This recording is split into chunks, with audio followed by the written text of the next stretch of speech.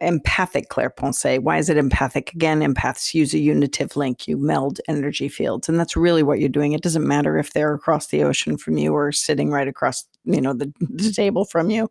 You're still making an empathic link because you are tuning in to their thought process in this way.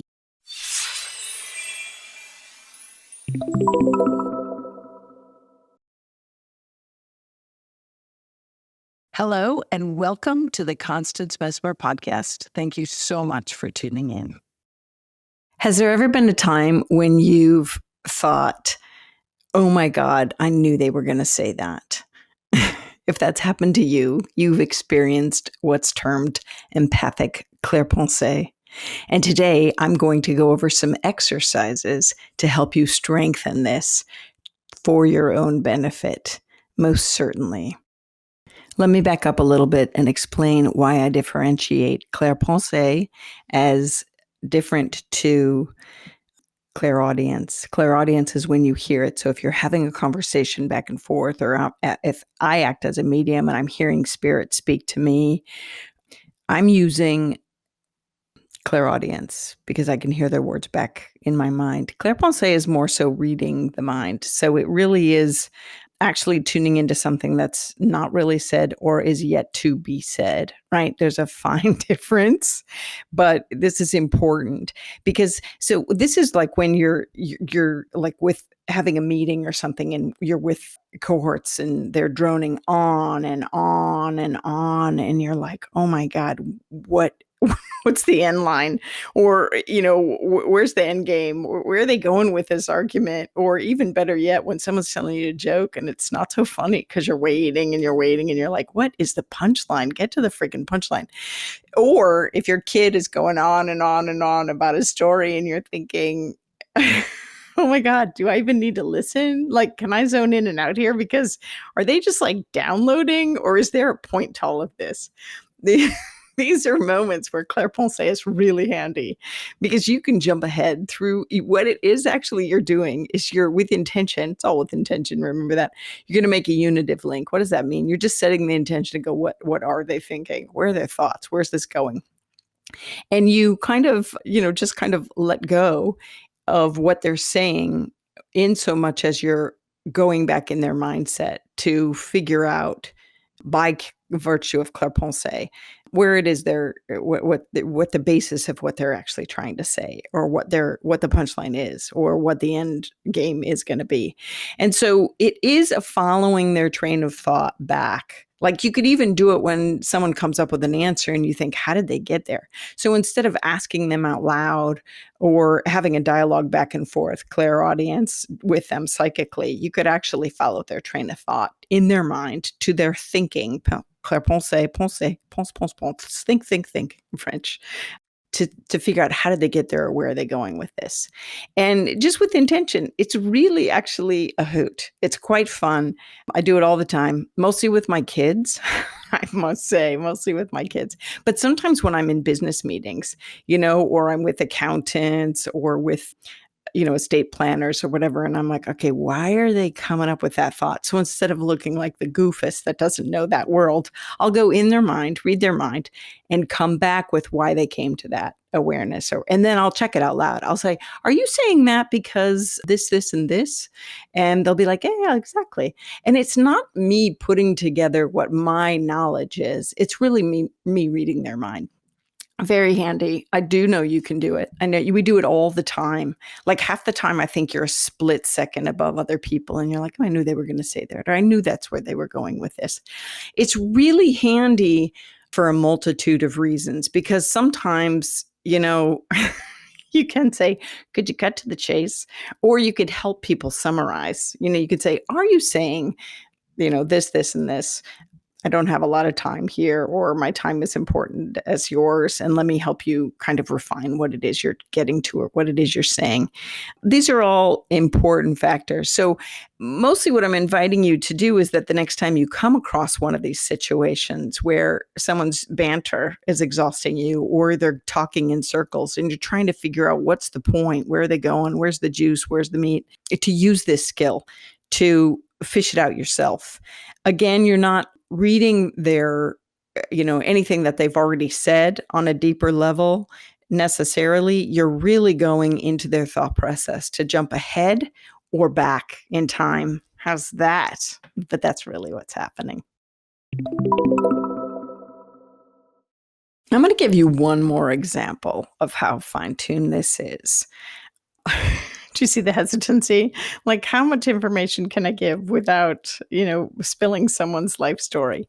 So I was thinking of someone on a particular day, and all of these images came to me. Now, meanwhile, I was trying to check in on this person's mental health, their state of mind. But what came back was not thoughts, not words, but rather images. One was this person's image of a little chair that I knew they had that actually said their birth date on it and some other things. But I'm going to stick with the birth date piece. Interestingly enough, their state of mind was a little distressed that day because later on I checked in with them and they said they were really distressed because the significant other and had a conversation with them, and between the two of them it got pretty messy. Why was it messy? Because this person had misinformed the other of their actual birth date. And so here, when I was checking in on their mental health, it was all about their birth date. Now, it came to me as the chair with their birth date imprinted on the chair.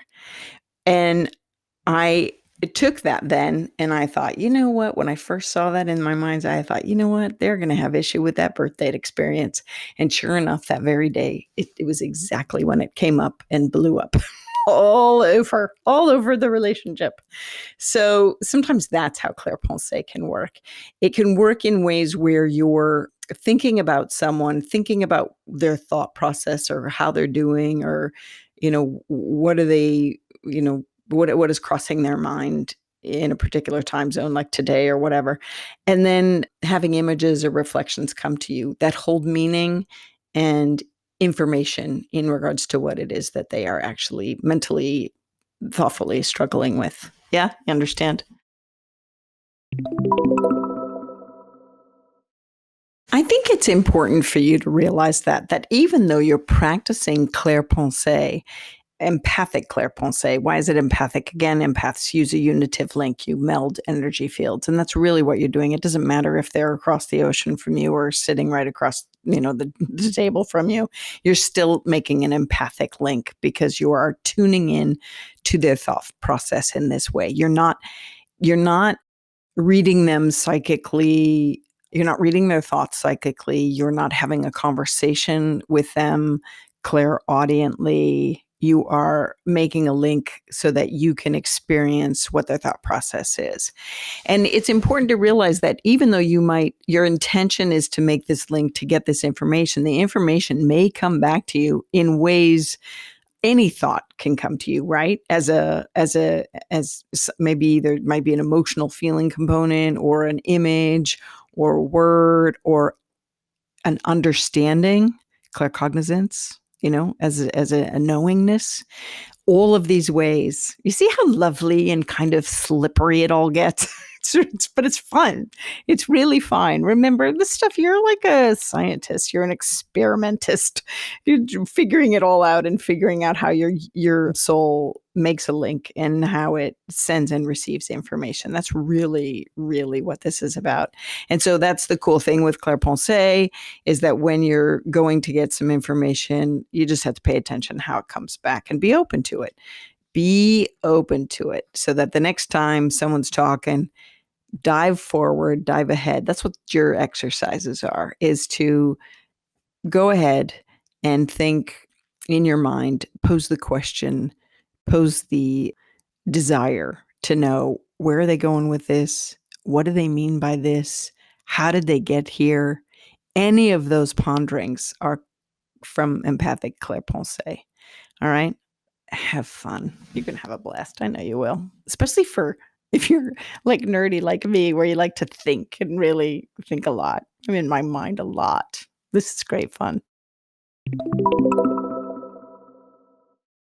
Okay, so now the place where this can get a little muddled and mixed with other empathic skills is when you're really wondering, why the bleep did they just say that? Like when someone's really out of line or really blind to what they're saying or unconscious, you're like, what the heck is going on here? Sometimes you might go in thinking you want to use empathic ClairPensée to figure out where their thought came from, how ancient that thought is, or how it got embedded in there that it even blurted out. But what might happen is you might be pulled in via empathic clairsensation or clairsentiment. You might be pulled in emotionally or physically, or you might get a whole other story that doesn't have to do with thought process, but where you're feeling stuff going on in their body, which is why they're kind of, saying or talking or acting the way they are. So I just want you to know that, once you start really rolling with all of this and you're trying to figure people out, which is really what this is, like, what the heck is going on here? And then, of course, it's fabulous to say, now, why would you be saying something like that? Or do you just realize what you said? Or, where does that come from? Or where are you going with that? It's great to do that. But I'm just saying, if you want to practice empathic ClairPensée and try it out before you actually ask out loud to get their answer or their version or what they believe brought them to that statement or thought process, that's one thing. And depending upon how you're feeling, you can always challenge that and go, oh, really? Because it really feels to me like you're thinking this because of that. I do that too. Call people out, man. Oh, God, if you meet me and call me out, good on you, though. Good on you. We're all here learning in the class school of life. But anyway, so have a blast with this.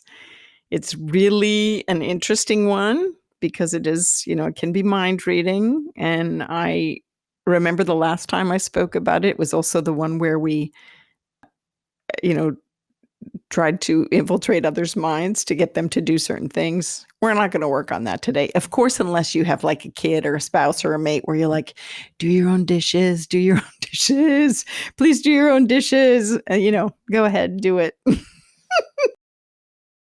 Okay, so don't forget to share the love. If you like what you're hearing, tell your friends, family, cohorts, associates, and encourage them to listen from the beginning because the lessons do build one upon the other. I do this to encourage spiritual growth and health, and I just think the world will be a much better place when we all start tuning in and living from our soul's awareness. And so I am really grateful that you are listening. I'm encouraging you to follow or subscribe.